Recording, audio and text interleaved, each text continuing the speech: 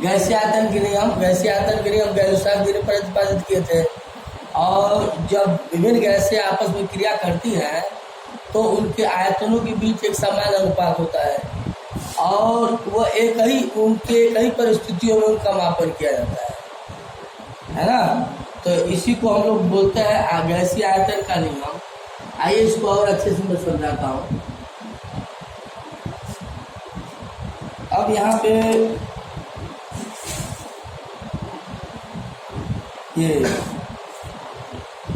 जैसे छोटा सा क्वेश्चन कर दिया जाए,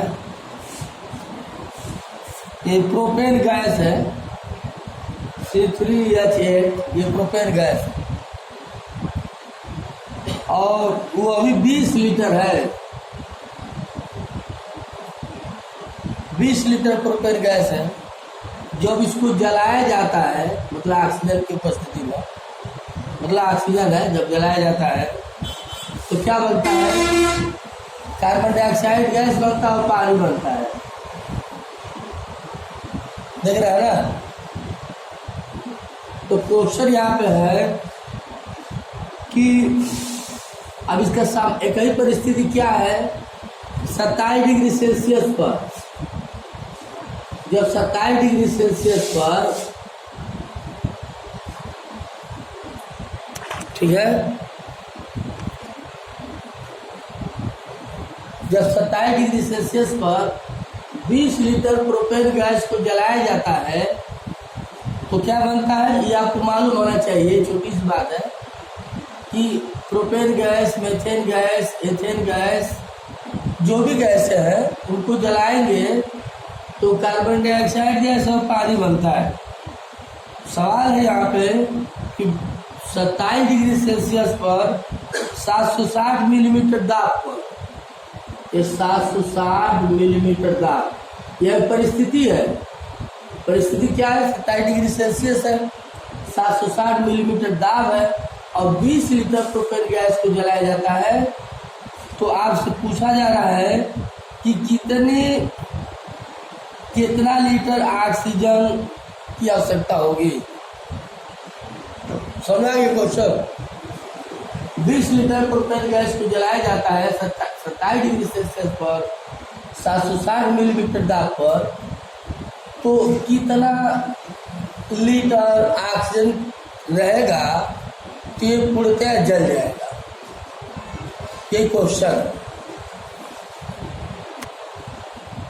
एक बार और रिप्ले कर देता हूँ कि 20 लीटर प्रोपेन गैस है, वो अभी 27 डिग्री सेल्सियस पर 760 मिलीमीटर दाब पर इसको जलाया जाता है, तो कितना लीटर ऑक्सीजन की आवश्यकता होगी? ये पूर्णतः जल जाए। अब यहाँ पे समझिए क्या है। अब यहाँ इसको बैलेंस करते हैं। पहले ये बैलेंस है, 3 है इधर ना, कार्बन 3 है इधर, इसको 3 से गुणा कर दीजिए। 3 कार्बन हो गया बैलेंस। हाइड्रोजन कितना इधर है? 8 है। क्या करना होगा यहाँ पे? 4 से गुणा कर दीजिए, 4 गुना 8 हो गया। यहाँ पे कुल ऑक्सीजन कितना हुआ है? इधर 3 में 6, 6 10, नहीं समझे? बैलेंस हो गया। पहले तो बैलेंस कर लेंगे। अब यहाँ पे देखिए, अगर 1 मोल प्रोपेन गैस है, कुछ नहीं तो 1 मोल माना जाता है। अगर 1 मोल प्रोपेन गैस है तो कितना मोल ऑक्सीजन है? 5 मोल ऑक्सीजन है। तो कहने का मतलब यह है कि 1 लीटर प्रोपेन गैस को जलाने के लिए कितना ऑक्सीजन की जरूरत पड़ती है?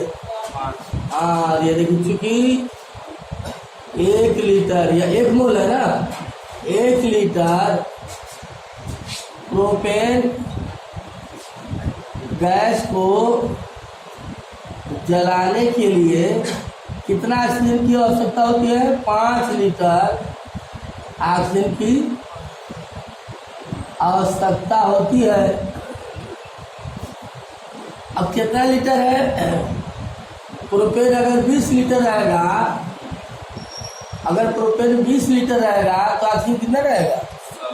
हाँ, यदि प्रोपेन, चलो 20 लीटर पे बताओ, यदि प्रोपेन 20 लीटर रहता है तो ऑक्सीजन 20 बचे 100 लीटर, समझ रहे हैं ना?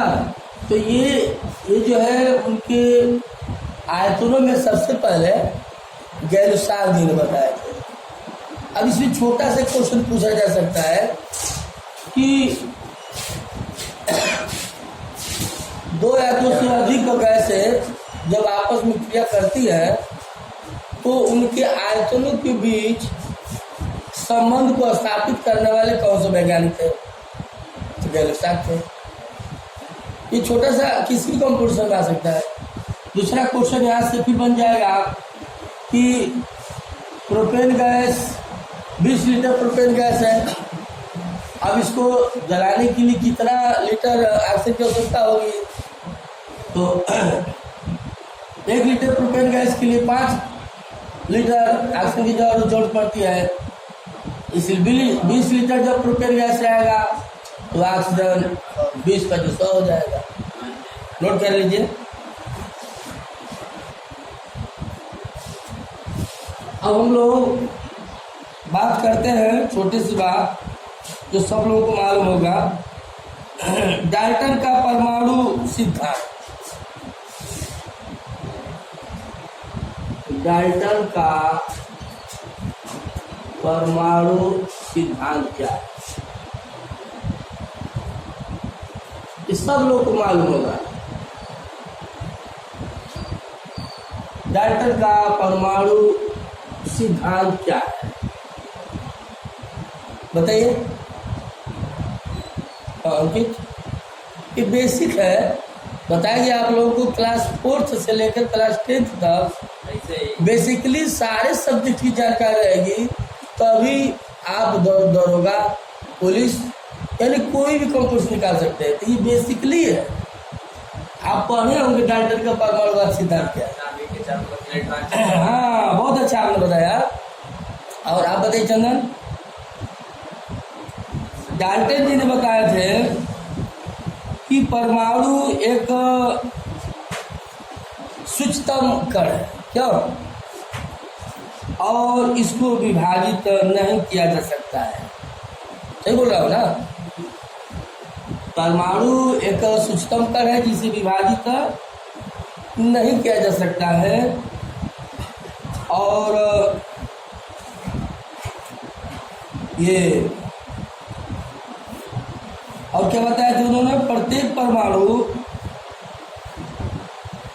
अविभाजित कण है जिसको विभाजित नहीं किया जा सकता है। और परमाणु सभी तत्वों के जो परमाणु होते हैं भिन्न भिन्न तत्वों के परमाणु भिन्न भिन्न होते हैं। मतलब जो परमाणु होते हैं वो किसी से क्रिया नहीं करते हैं और भिन्न भिन्न तत्वों की जो परमाणु होते हैं उनके गुण भी भिन्न भिन्न होते हैं। भिन्न भिन्न तत्वों के जो परमाणु होते हैं, तत्व बताया गया आप लोगों को। तत्व क्या होते हैं? तत्व जो भौतिक और रासायनिक विधियों से अलग नहीं किया जा सकता है उसे तत्व कहते हैं। तो भिन्न भिन्न तत्वों के जो परमाणु के जो गुण होते हैं वो भिन्न भिन्न होते हैं। और उन्होंने क्या बताया डाल्टन जी ने कि मतलब सीधे सीधे इन्होंने बताया कि विभाजन नहीं किया जा सकता है। और उन्होंने ये भी बताया है डाल्टन जी ने कि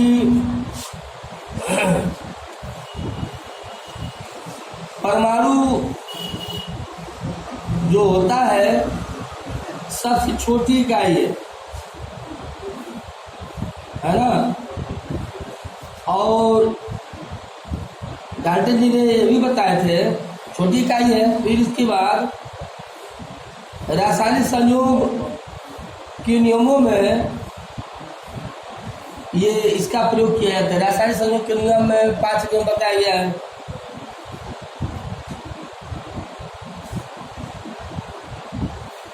ठीक है, तो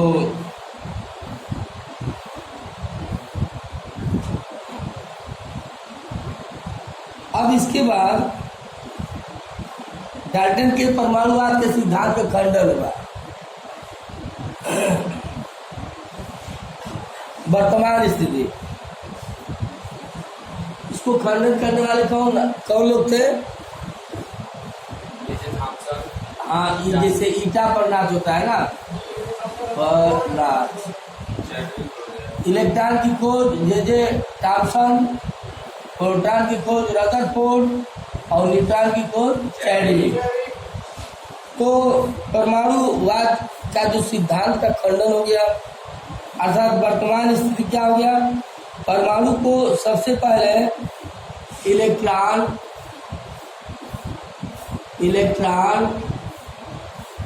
प्रोटॉन और न्यूट्रॉन में इसका खंडन किया गया। इलेक्ट्रॉन की खोज किसने की है? J Thomson.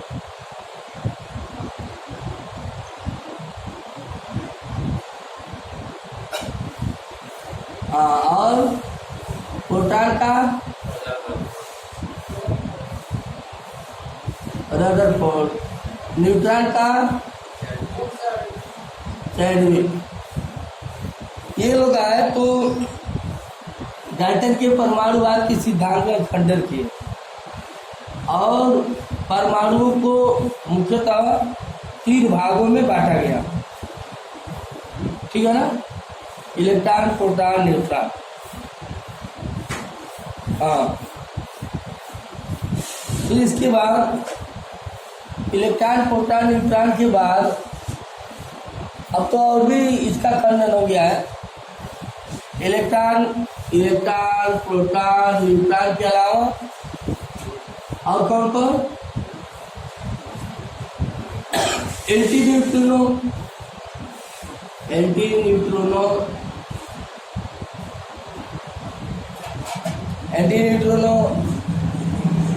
Positron,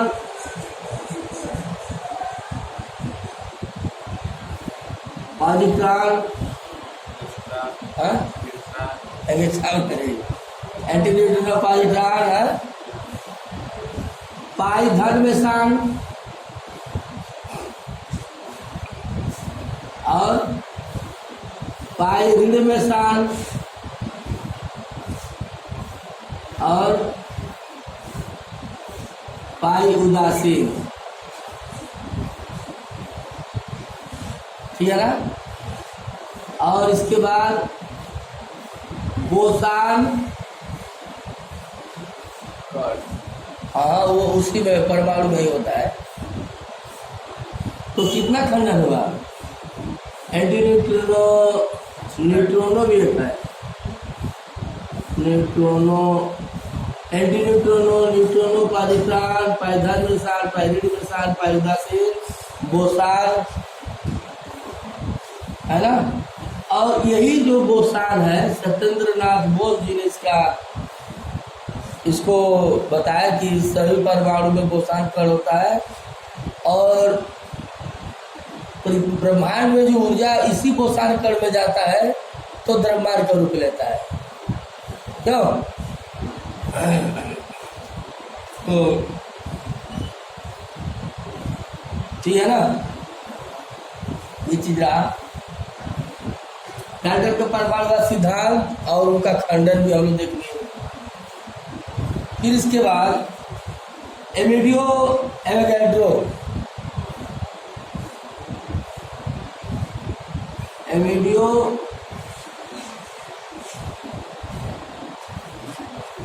Avogadro,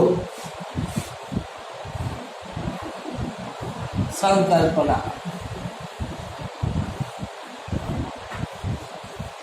Amedeo Avogadro संकल्पना क्या है?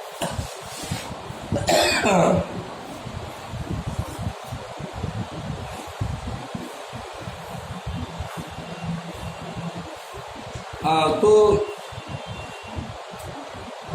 समान परिस्थितियों में ताप दाब की समान परिस्थितियों में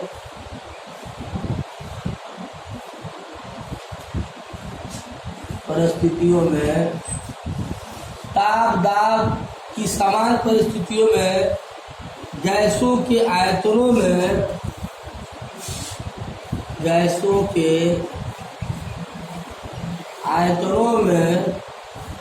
अणुओं की संख्या समान होती है।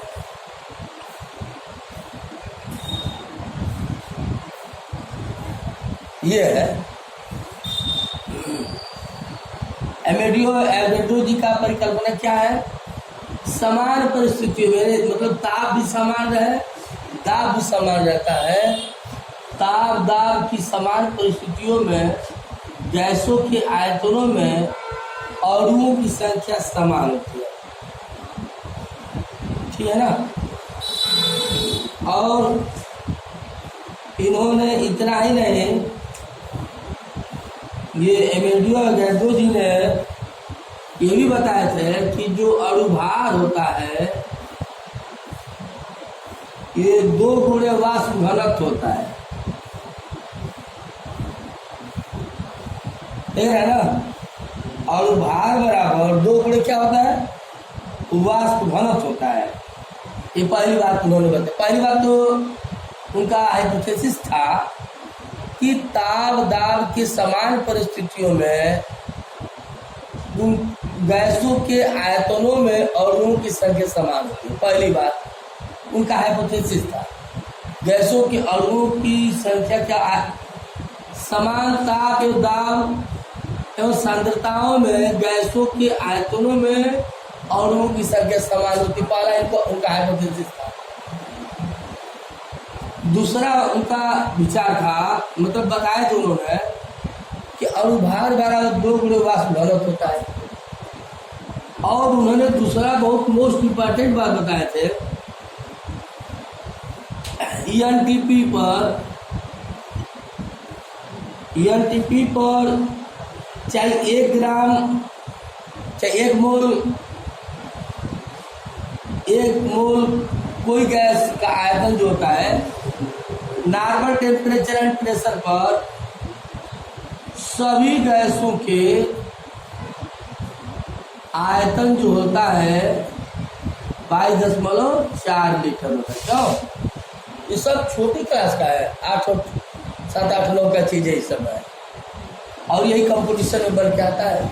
अब एक पूछ देगा क्वेश्चन कि नॉर्मल टेम्परेचर एंड प्रेशर पर सभी गैसों का आयतन क्या होता है, तो झटकाया जाएगा तो आप 22.4 भी ठीक लगा देंगे। ये सब बहुत छोटी छोटी बातें आ रहा है। और उन्होंने ये भी बताया, अब देखिए चाहे एसटीपी पर का है चाहे एसटीपी पर कहा जाए, स्टैंडर्ड टेम्परेचर एंड प्रेशर, तब भी यही होता है। यह नॉर्मल टेम्परेचर एंड प्रेशर पर सभी गैसों का आयतन कितना होता है? 22.4 लीटर।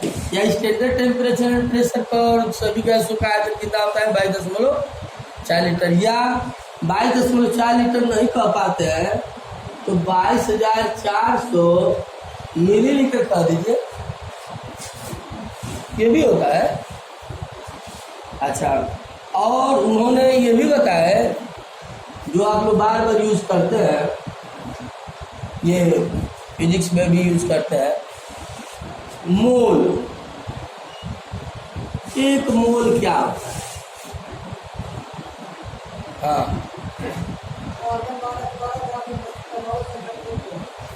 हाँ, देखिए मैं बता रहा हूँ, W/m होता है। मतलब क्या है?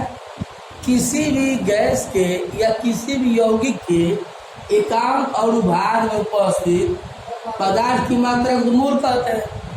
लेकिन किसी भी यौगिक में या किसी भी गैस का एकांक अणुभार में उपस्थित पदार्थ की अगर 1 ग्राम मात्रा हो जाए, नहीं समझ रहा, 1 मोल बहुत बढ़िया चीज है, किसी भी कंपटीशन में आता है। कि 1 मोल क्या होता है। तो अणुभार कितना हो, एकांक अणुभार में उपस्थित पदार्थ की 1 ग्राम में मात्रा को हम लोग 1 मोल कहते हैं। और एक बहुत अच्छी बात उन्होंने बताया जो किसी भी कंपटीशन में आ सकता है, चाहे 1 मोल इलेक्ट्रॉन हो, चाहे 1 मोल प्रोटॉन हो, चाहे 1 मोल न्यूट्रॉन हो, 1 मोल हाउ मैनी कुछ भी हो, तो उसमें अणुओं की जो संख्या होती है 6.023 हाँ 10⁻23 होता है। समझ रहे हैं ना।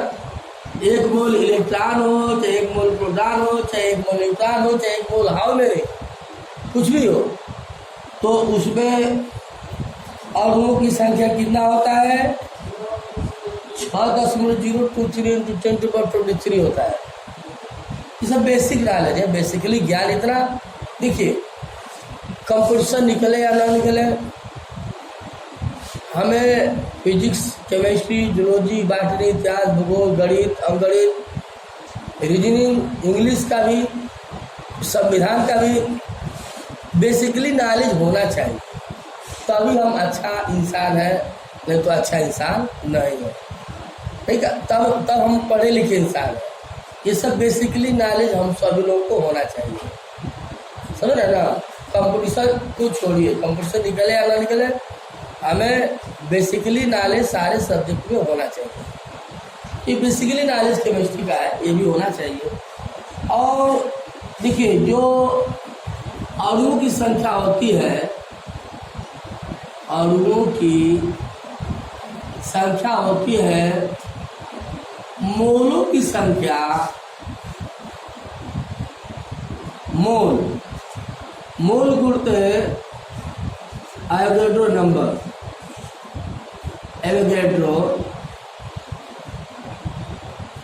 Avogadro number.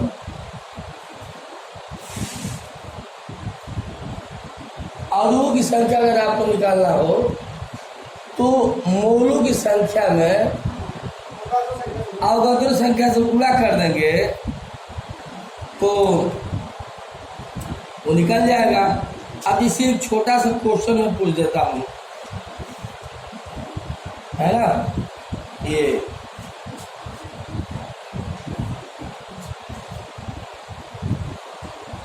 एक छोटा सा क्वेश्चन,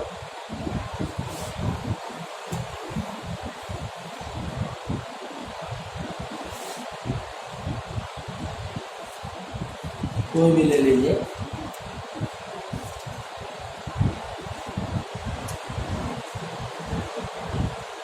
हाँ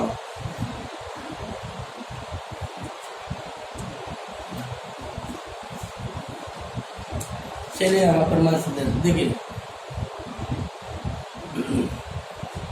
कैल्शियम कार्बोनेट का सूत्र ही होता है ना, धनाइड्राइड, आप लोगों को मालूम होगा।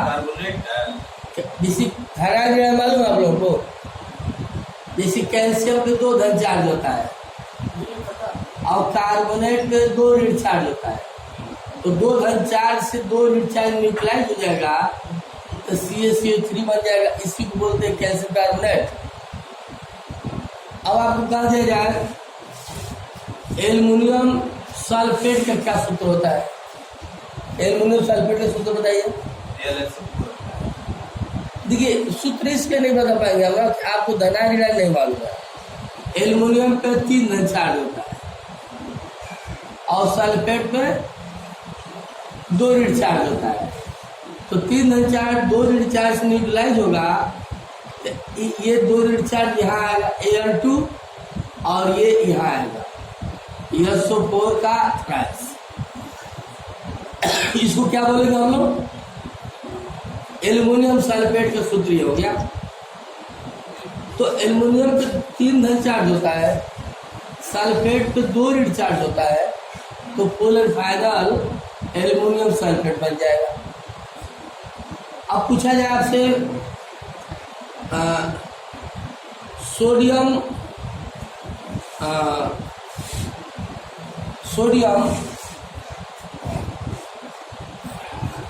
कोई भी दे देते हैं, सोडियम फास्फेट का सूत्र क्या होगा?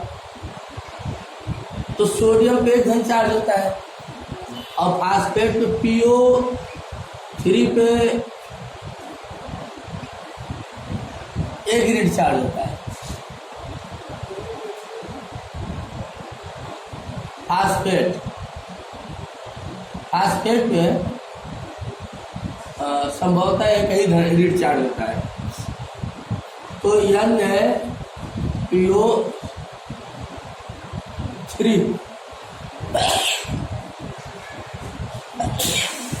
ये है। सोडियम पे एक चार्ज होता है, फास्फेट पे एक ग्रिड चार्ज होता है। तो NaPO3 सोडियम फास्फेट हो गया। अब यहाँ पे सवाल है कि ये कैल्शियम कार्बोनेट, चलो 100 ग्राम कैल्शियम कार्बोनेट में अणुओं की संख्या बताइए, मोलों की संख्या तथा अणुओं की संख्या। मोलों की संख्या तथा अणुओं की संख्या बताइए। तो पहले मोलों की संख्या निकालिए। कैसे निकालते हैं? मोलों की संख्या बराबर क्या होता है? W/M होता है ना, भूल गए? W कितना दिया है? 100 ग्राम। और इसका अणुभार जानते हैं? 20 के सब 40 होता है ना इसका, और कार्बन का 12 होता है और 16 से 48 होता है। 8 2 10 के 0, 4 4 8 1 2 10, 100 हो जाएगा। अरे भाई कैल्शियम का 20 कैल्शियम 40 होता है, 20 परमाणु क्रमांक होता है, 40 परमाणु भार होता है। तो 40 हो गया कैल्शियम का परमाणु भार। कार्बन का होता है 6 कार्बन 12 होता है, और ऑक्सीजन का 16 और 3 है 16 से 48। तो 40 12 48 जोड़ेंगे तो 100 हो जाएगा। तो मोलों की संख्या निकालना है। जैसे निकालें W/M, W कितना है? 100 ग्राम है, और अणुभार इस यौगिक का अणुभार कितना है? 100 है। काटेंगे देखा जाएगा। और मोलों की संख्या तो निकल गया। अब क्या निकालना है? अणुओं की संख्या निकालना है।